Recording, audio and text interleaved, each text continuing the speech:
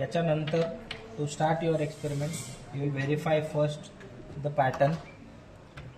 हे बघा, ज्यावेळेस ट्रान्समीटर करताय, when you are performing the transmitter का experiment, keep this knob in maximum position.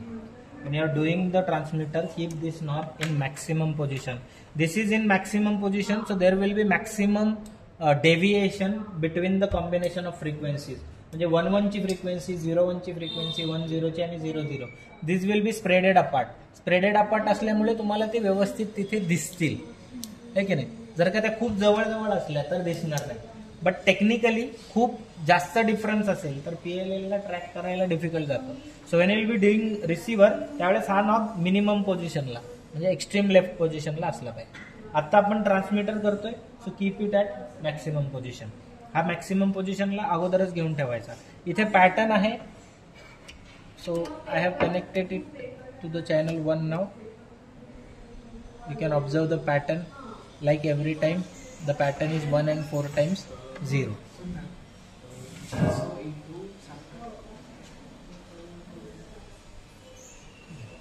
Now take a cursor. Source should be channel 1.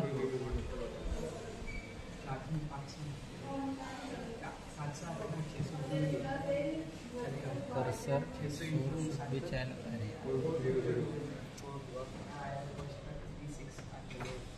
Type should be time. Put one cursor at starting point of the bit, other cursor at the ending point of the bit. You'll see that the difference is roughly 3.2 milliseconds. 3.2 millisecond, that means 312 bits per second. Bandwidth is 312 Hz. बरोबर आहे. तसंच observe PN sequence now. If you observe the PN sequence, now there are multiple bits, ना खूप साऱ्या bits आहेत. Pattern तुम्ही identify करू शकता. तुम्ही क्लोजली ऑब्झर्व केला की हे बघा, हे 1-1 आहे, हे 1-1 आहे. साधारण याच्यामध्ये तो रिपीट होत आहे. तुम्हाला तो चेक करायचा असला तर यू कॅन चेक इट. ठीक आहे. इथे काय आहे की एकाच याच्यात अख्खा पॅटर्न जात नाहीये, त्यामुळे तुम्हाला अगोदर सारखं ऑब्झर्व नाही करायचं की 1 ला सेम आला आणि 0 ला इन्व्हर्ट झाला. इथे तुम्हाला फ्रिक्वेन्सीज ऑब्झर्व करायच्या. So to check that single bit is operated by single PN sequence, तुम्ही PN सिक्वेन्सच्या एका स्टार्टिंग पॉइंटला आणि त्याच बिटच्या एंडिंग पॉइंटला कर्सर लावा. Again you find that the period is 3.2 millisecond. इथे बघा 3.2 म्हणजे दोघांचा पिरियड सेम आहे. म्हणजे एक bit is operated by single bit. ठीक आहे. आता सिम्पली तुम्हाला काय करायचं आहे, see give pattern to the pattern input. ठीक आहे. PN to PN input.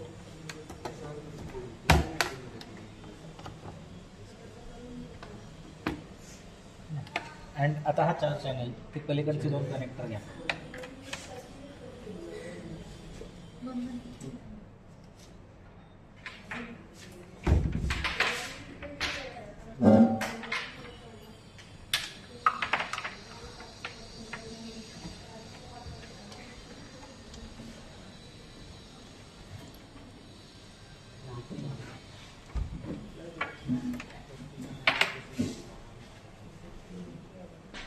हे बघा, एका चॅनलला, पहिल्या चॅनलला आपण डेटा लावूया. दुसऱ्या चॅनलला PN सिक्वेन्स लावूया.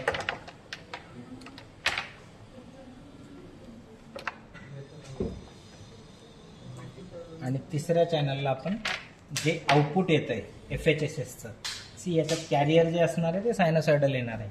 बरोबर. FHSS is transmitted using FSK. FSK आहे म्हणजे सायनोसॉइडल, जसं BPSK चा सायनोसॉइडल सिग्नल येतो तसा. And FSK signal is a signal in which frequency varies and amplitude remains constant. Channel 2 ला तुमचा PN सिक्वेन्स आहे. So coupling should be DC, म्हणजे तो बरोबर दिसेल. आता बघा, हे तिन्ही आलेले आहेत. आता ह्याच्यामध्ये तुम्ही याला स्प्रेड केलात, you can clearly see the difference between 2 frequencies. One frequency is around 3.5 kilohertz, other frequency is around 2 kilohertz. आता 1 ज्या वेळेस आहे, 1 साठी 1 ची एक फ्रिक्वेन्सी येणार, 0 ची.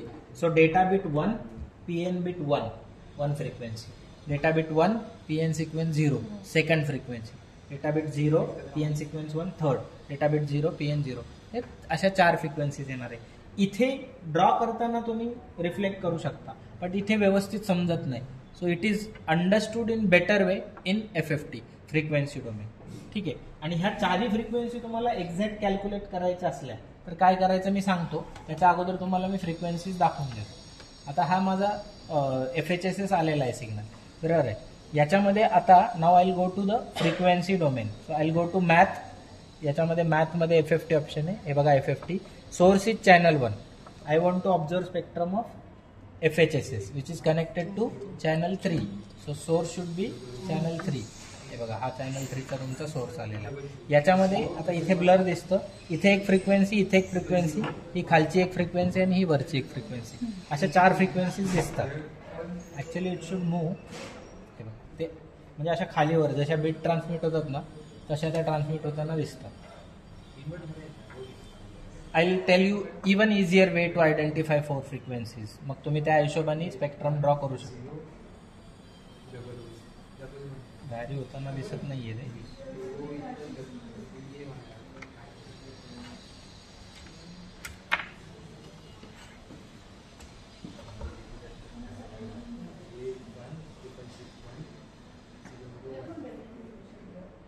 हे बघा दिसतंय का?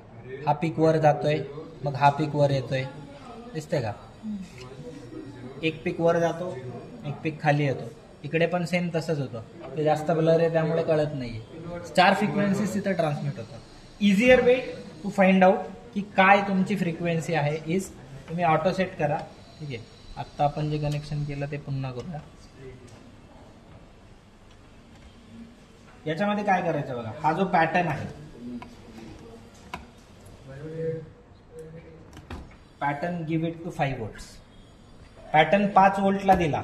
याचा अर्थ तुमचा डेटा बिट किती आहे? कॉन्स्टंट 1 आहे, बरोबर आहे. आणि हा जो PN आहे हा सुद्धा 1 ला दिला. तर आता तुम्हाला एकच साईन वेव्ह सिग्नल दिसणार.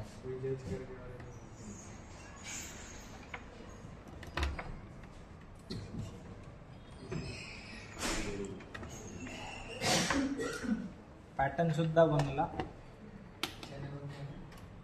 आणि PN सुद्धा 1. दोन्ही 1 ला दिले. ठीक आहे. की आउटपुटला तुम्हाला एकच फ्रिक्वेन्सी जनरेट झालेली दिसेल.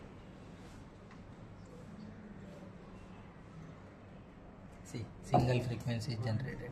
सो मेजर चॅनल 3चं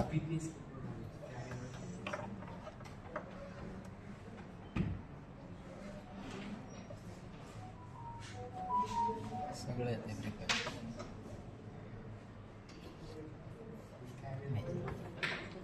बघा ती 1.98 दाखवते, 1.96 सिंगल फ्रिक्वेन्सी दाखवते. त्याला स्प्रेड केला तुम्ही, स्टॉप केला ना तुम्हाला कळेल ती एकच फ्रिक्वेन्सी. सो 1-1 कॉम्बिनेशनसाठी 1.98 किलोहर्ट्झ फ्रिक्वेन्सी आली. ठीक आहे. आता मी डेटा जो आहे, माझा डेटा जो आहे that I will keep at 1 only. PN मी 0 ला कनेक्ट करतो. डेटा 1-1 ला 1.98 आली. आता मी 1-0 ला कनेक्ट केलं. आता ती फ्रिक्वेन्सी 1.57 झाली. Data is 1, PN is 0, 1.57. नंतर तिसऱ्या कॉम्बिनेशनला आता आपण काय करू, डेटा सुद्धा ग्राउंडला देऊ. आता डेटा सुद्धा 0 झाला आणि PN सुद्धा 0 झाला. फ्रिक्वेन्सी आली 3.4 किलोहर्ट्झ. कळत आहे ना? 4 फ्रिक्वेन्सीज येतात बघा. आता मी काय करतो, डेटा 0 लाच ठेवतो, PN 1 ला देतो. हे आलं 4th कॉम्बिनेशन. आता आली 3.84. So there are 4 different frequencies which are being transmitted. तुम्हाला ह्या कॉम्बिनेशनसाठी काय फ्रिक्वेन्सी येते ते नोट डाऊन करा आणि मग ड्रॉ करते वेळेस तसं दाखवायचं. कारण इथे सिग्नलमध्ये DSO वर दाखवताना ते कळणं थोडंसं कठीण आहे. तो जर DSO आपण घेतला तर स्पेक्ट्रम तुम्हाला अजून बेटर दिसणार. लक्षात आल्या 4 फ्रिक्वेन्सी कशा ट्रान्समिट होतात? कॅल्क्युलेट करता